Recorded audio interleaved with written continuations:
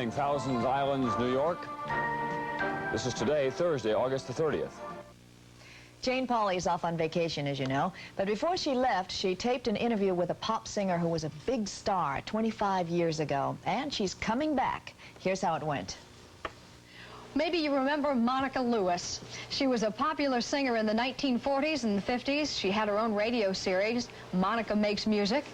She was a solo vocalist with the big bands, including Benny Goodman, was a headliner at the top nightclubs. And Monica Lewis now is making a comeback in show business. She has a guest starring role in The Concorde, Airport 79.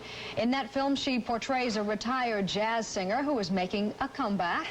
She's traveling on the Concorde with saxophonist Jimmy Walker on the Concorde to make an appearance at the Moscow Jazz Festival. Let's take a look at that.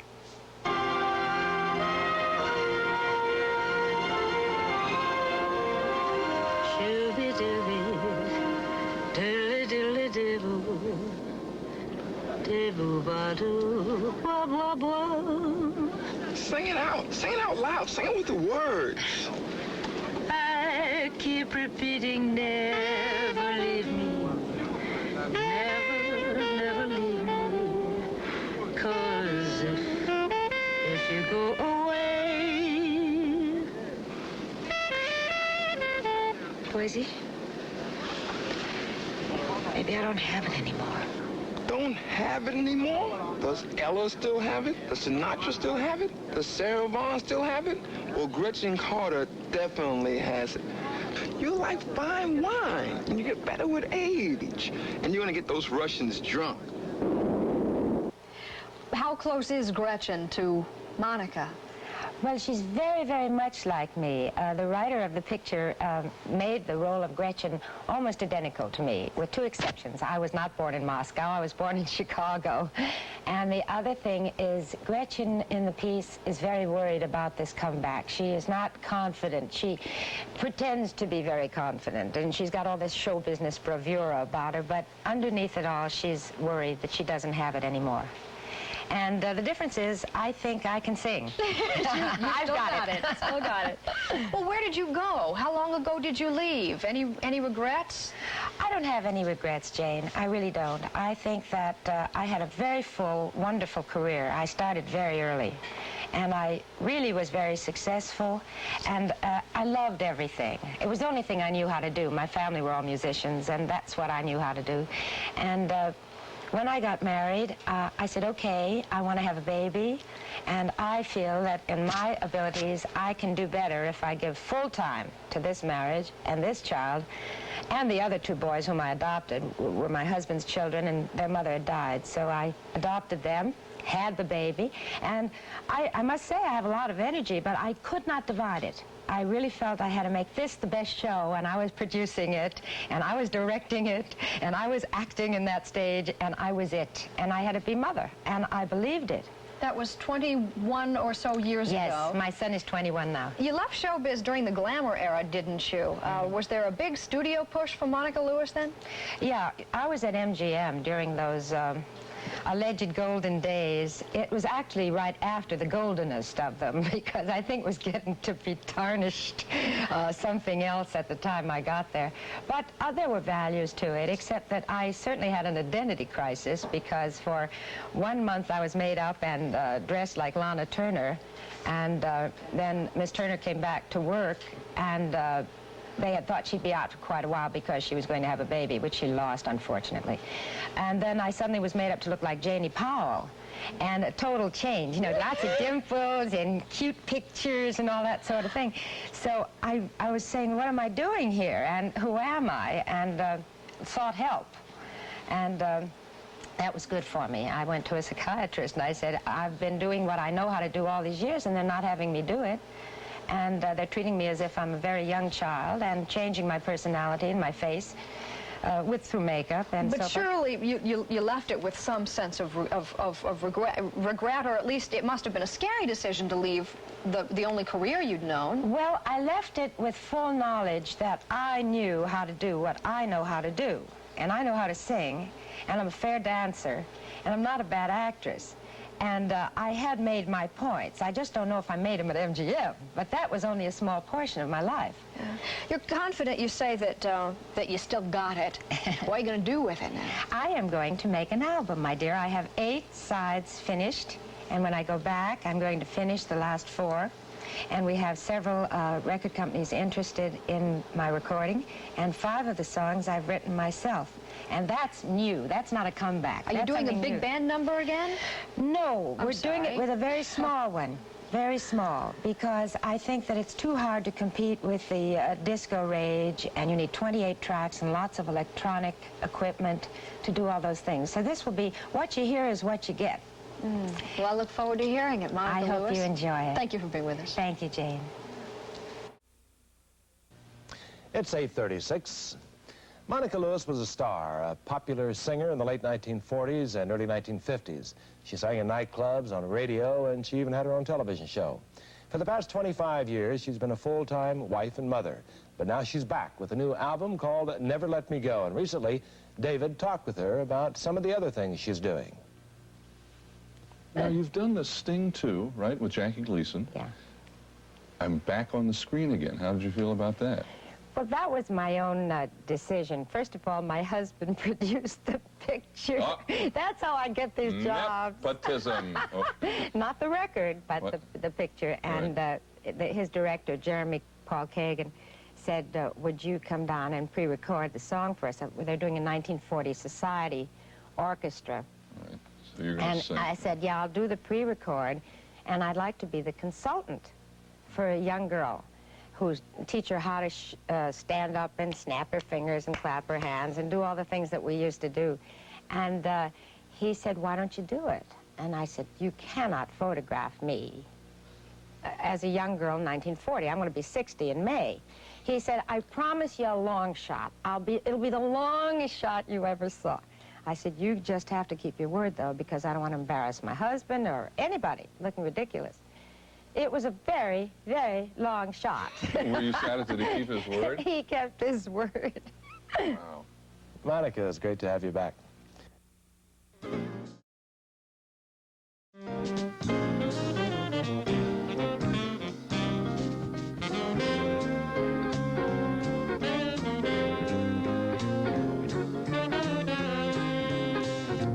Our next guest is an actress and a singer who has been in kind of a self-imposed semi-retirement for the past 20 years, and now she's about to make a comeback, and she's just done the first film of her new career. It's called Airport 1977. I hope they're only feathers. In which she plays the chief stewardess. Watch this scene from Airport 1977. Flight service, this is 23 Sierra Heavy. Any weather updates since we filed? Who's like? Ladies and gentlemen, may I have your attention, please? I'd just like to take a moment of your time to acquaint you with our airplane. You are now located in the main lounge. Aft of our main lounge area, we have the communication center, bedrooms, and the library with conference facilities. If there are any questions, please feel free to ask. Thank you.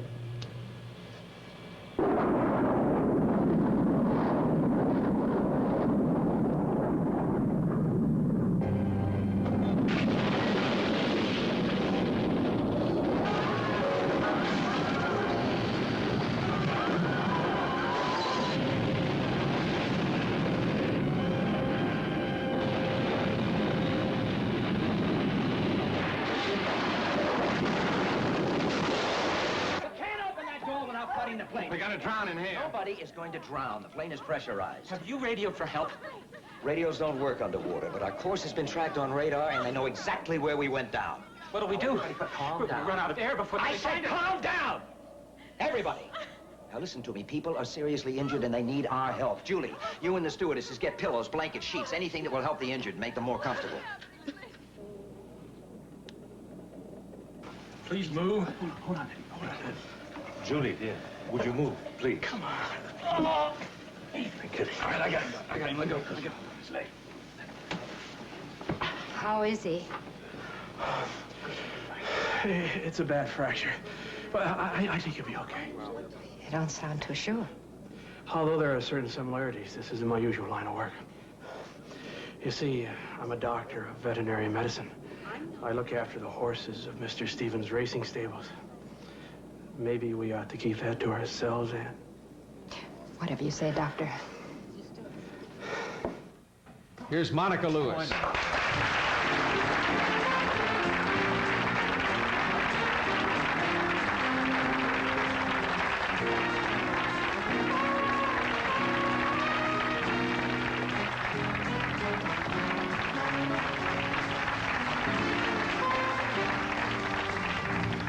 You know, Darren McGavin was here not long ago. We showed a clip from the movie. About 3 more clips and nobody will have to go see the movie.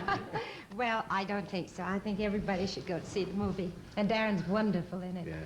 He said everybody in that picture, one of the prerequisites is you had to be a good swimmer to do that movie, is that? May I tell you, you not only had to be a good swimmer, you had to be a good athlete, you had to be willing to survive under any conditions. We were soaking wet most of the time. I mean, that's the truth. They dropped 4,000 gallons of water on those of us in the cast. And then when they finally said, okay, some of you may get hurt, Lee Grant's terrified of water, you know.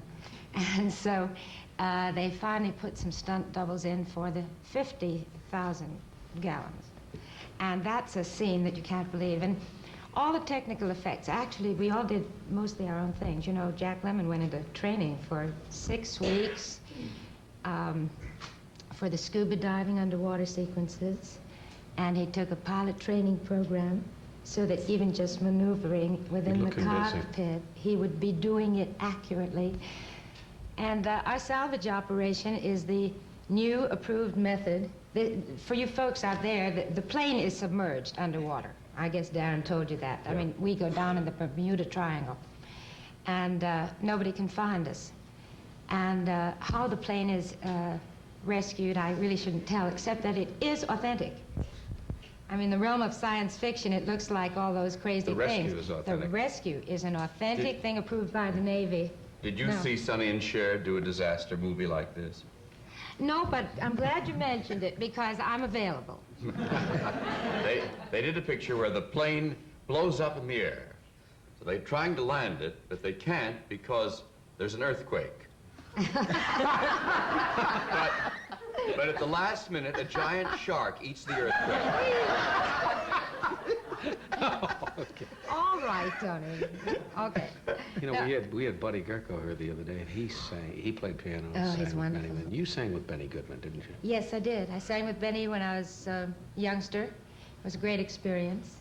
But I never got to go on those one-night stands that everybody asked me about because I played with him at the Astor Roof in New York, and then he went on tour. And this was about 135 years ago. But at that time, my parents still had something to say, and I wish I still had, like Beverly, someone to have something to say, but they're gone. But they wouldn't let me go. So I then got a job for $5 a week on Saturday, sang with an organ on a local station. And it cost me that much to get there and back. And then just things happened, luckily, and I had a very, very nice career, and very fulfilling one. And then I decided, when I met my husband, that I just really was going to stop. And I think that... That's a tremendous decision to have to make. Well, I married late, and I had my first child late, since I had no others. And I loved that baby so much, and I just felt that I couldn't do both. And I think having never had the problem of identity or women's lib as it was in my day, I was okay as I was. And I was very much okay as my husband's wife. And when Rocky got his car, my kid's name is Rocky, which was 3 years ago, he said, "Mom, what are you doing?" And I thought, I don't know. And I really don't know what I'll be doing for the next 10 years. Well, I know you haven't done this for a long time, but you've agreed to sing for us, and you've been away from it for 20 years. I want to tell you, it's no time to sing on a show with Miss Beverly Sills after you haven't sung forever. Never could sing like that. Well, anyway, give it your best shot. I'll give it my best shot. Monica Lewis.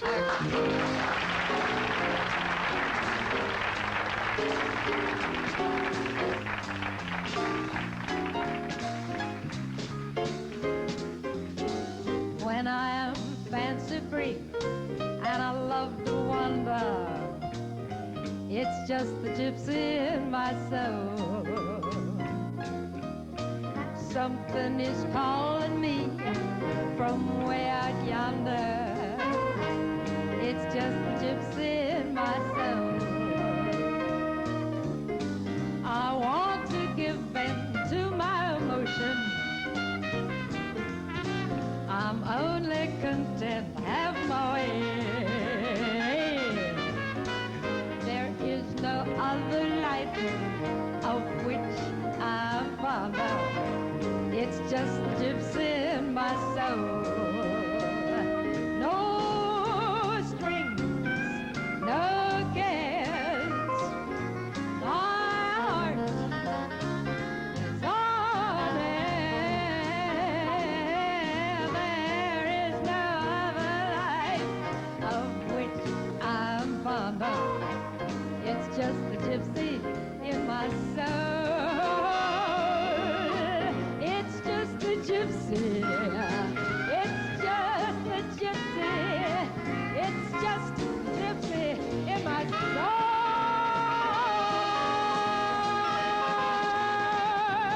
Thank you. Monica Lewis. We'll be right back right after this message.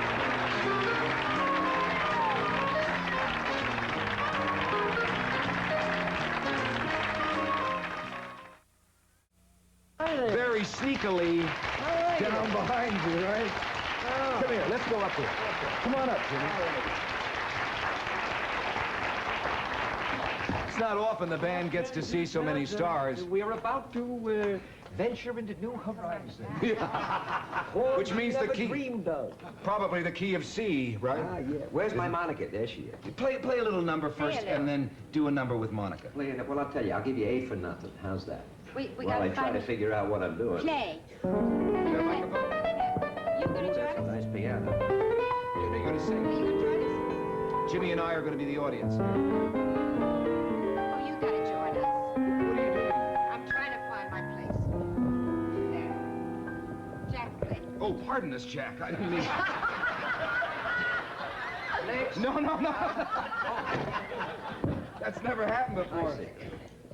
But wouldn't it be easier, Monica, if you were here? Yeah, well, I want to stay. I want you to sing too. No, we want to see the pants and everything. We're all gonna You sing. paid for the whole outfit, I right? sure did. All right. But he's going to play first. And I'm playing for Jimmy.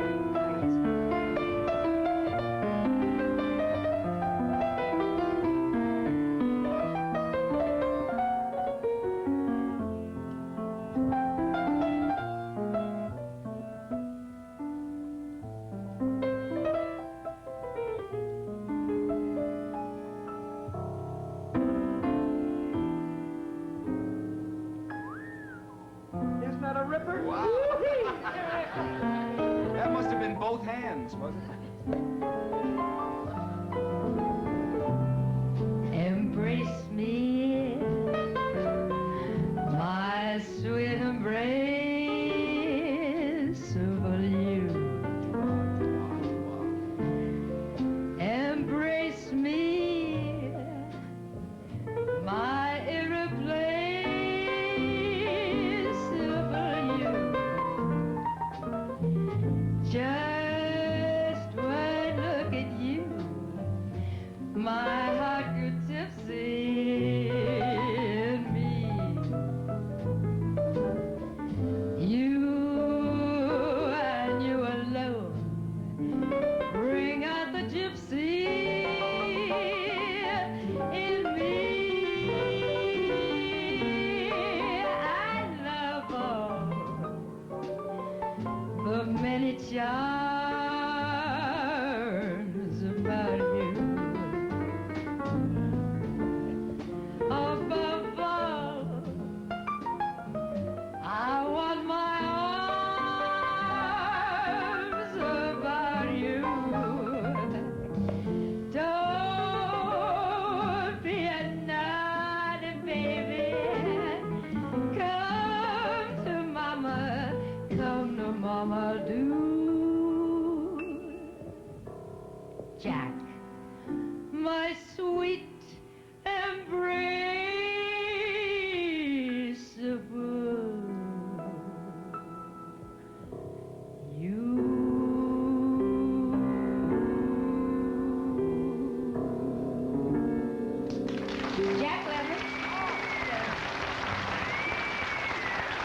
Good, Monica. Good, Jack. Wait a minute. I feel like I just landed the whole damn 747. Listen, every guy in the band was watching the fingers. Are you kidding? Nice. Nice, Monica. The guys want to know if you'll be able to play Dante's next weekend. Yeah. You got it. Will you? Yeah, Jack? All right, Jim, I guess it's your turn and mine. Do you know Embraceable You backwards? No, I don't know it anyway.